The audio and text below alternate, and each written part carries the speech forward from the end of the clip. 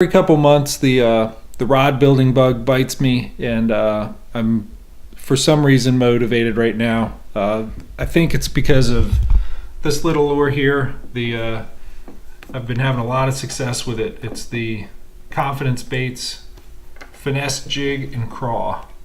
Caught a lot of nice fish on that recently. So this rod is that I have that I'm going to build here over the next couple evenings is specially designed for that presentation. Rod building really isn't all that complicated. A lot of people would be surprised how easy it is to put one together.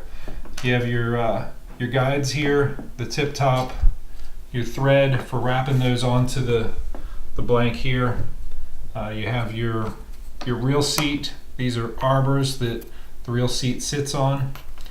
And of course you have your cork. And so 9. Yeah, we have 9 of the guides. Sawyer's here helping me today. Hi. And just some basic tools, a Dremel tool and different grits of sandpaper and some files to help shape the arbors and the cork here, and then epoxy to put all that together. I was out of the right epoxy for to put on the wraps on this blank. So what I did is I went on this website called Mudhole, and they got all the different kinds of stuff you'd need for building your own rods.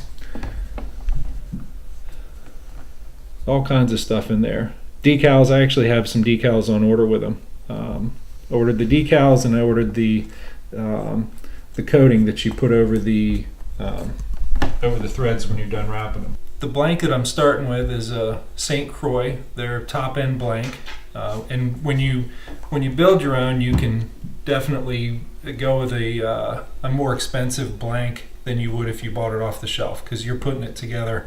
You're going to be able to afford a much nicer rod. Okay, I'm out here in my garage because I'm going to make a little bit of a mess here, doing all the cork work. What I got here is a piece of green cork with a tiny little hole in there, and I'm going to be using the Dremel tool to shape that so that it's going to fit perfectly right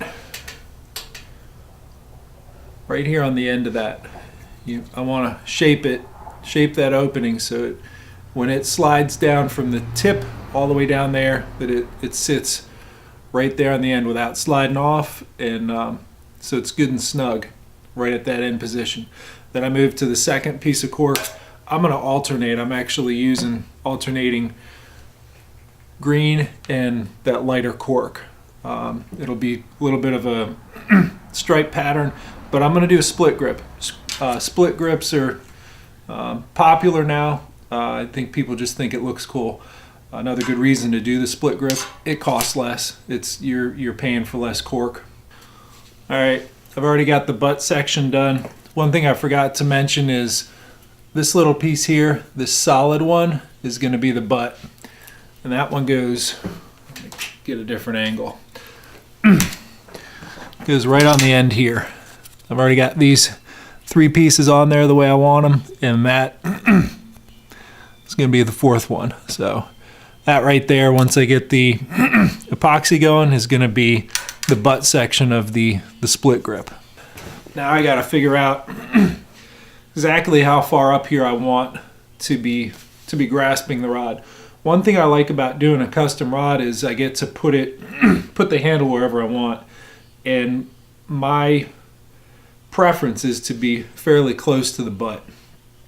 I don't worry about a whole lot about the rod being balanced. I actually like my rod tip down low. I like being in a kayak. I like the extra reach. You know, it's a 7.5 foot rod, but really with most 7.5 foot rods, your grip is somewhere up here, which it leaves a lot of room down below to get caught up on things like your life vest or your elbow, or bang into stuff. And when this starts rubbing on things, you start thinking that you get hits when they're not hits.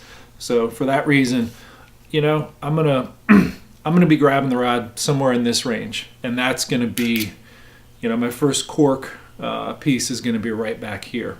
And then the, you know, I'll move up from there, and I guess the bottom reel seat is going to be, where is it?